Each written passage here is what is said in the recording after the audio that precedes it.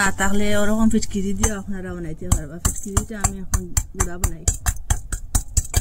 এখানে বেশ ফিটকিরি লইছি না, একটু ফিটকিরি লইছি। ওরকম গুঁড়া বানাই লিছি ফিটকিরিটা। আর এই যে কমলা ভাড়ি আনছিলাম, এটা এখন কাটিম কমলাটা। একটা চাকনি লইম, ওর দেখ আমি চাকনি সাইড যে সিপিয়ার রসটা বাকল। ফিটকিরি আর রসটা এক জায়গায় মিশাইছি, দেখুন 1-2-3 চামচের মতো হইব রসটা। দুধটা গরম হওয়ার পরে একটু একটু করিয়া ওই যে কমলার রস আর যে ফিটকিরি আসলাম একটু একটু করিয়ে দিন। আগুনটা ফুল রয়েছে আর নিচে দিলাড়ি।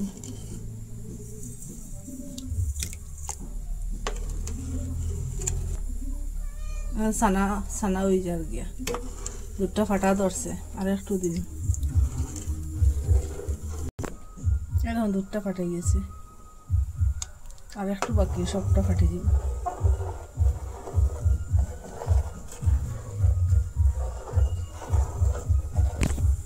দুধটা কে চানা ফাটে গেছে, আর ওরকম জলটা হয়েছে, পুরো পরিষ্কার হয়ে গেছে। এখন পুরা চানাটা হয়ে গেছে গিয়ে, এখন আমি গ্যাসটা অফ করে দিলাই। একটা গামলা লইছি, গামলার উপরে একটা সুতির কাপড় লইছি, সুতির কাপড়ের মধ্যে এটা দিন।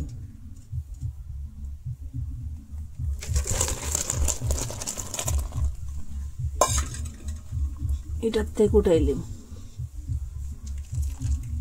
এটার মধ্যে রাখবো। এটার জল দিন, এখন জল দিয়ে ভালো করে দই নিতে।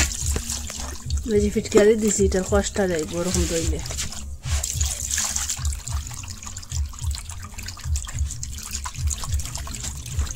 সবটা এক জায়গাত করম, হাত দিয়ে এরকম একটু চিফা দিল। এরকম জাতা দিলে বেশ জুড়ে জাতা দিয়ে ফেলাইবা না, অল্প জাতায় যতটা জল পড়ে সবটা জল ফেলাইবা না।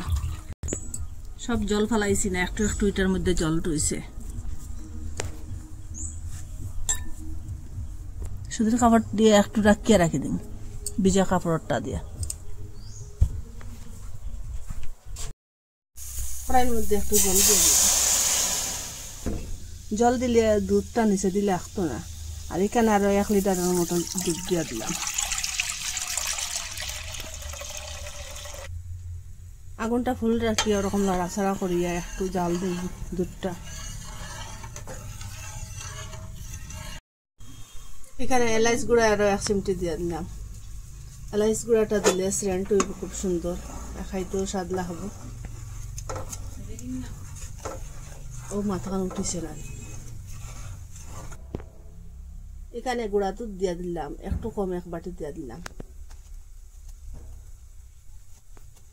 আপনারা মাপটা ঠিকঠাক দিবা, বেশ বানাইলে বেশ দিয়ে দিবা, আর কম বানাইলে কম দিয়ে দিবা।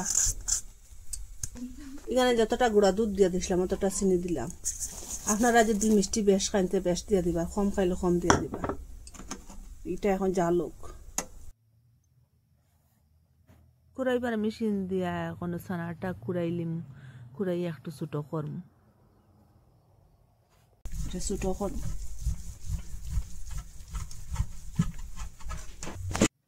এখন যে ছানাটা কুড়াইয়া রাখলাম এটা এখন দিলাম দুধের মধ্যে।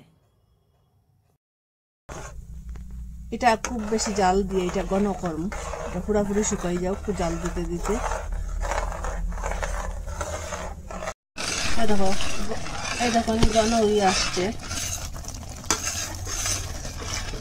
আরো একটু সময় জাল দিন, পুরা ঘন হয়ে যাব।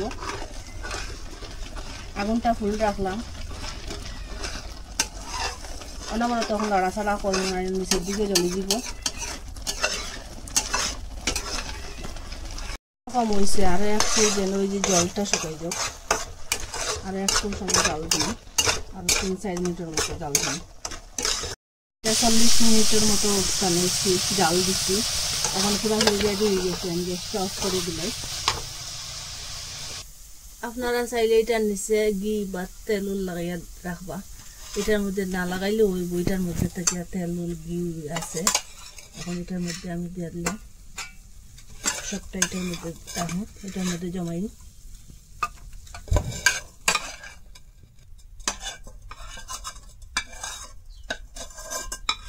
এটা এখন তার সাহায্যে এটারে এরকম সেফটা করব।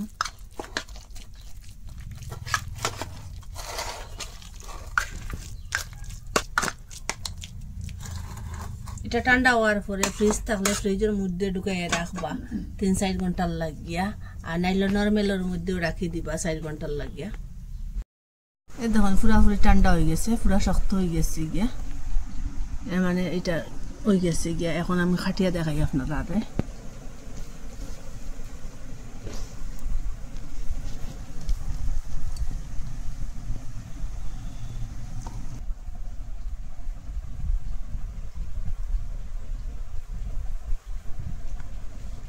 ওরকম করিয়া সাইজ করিয়া কাটিম।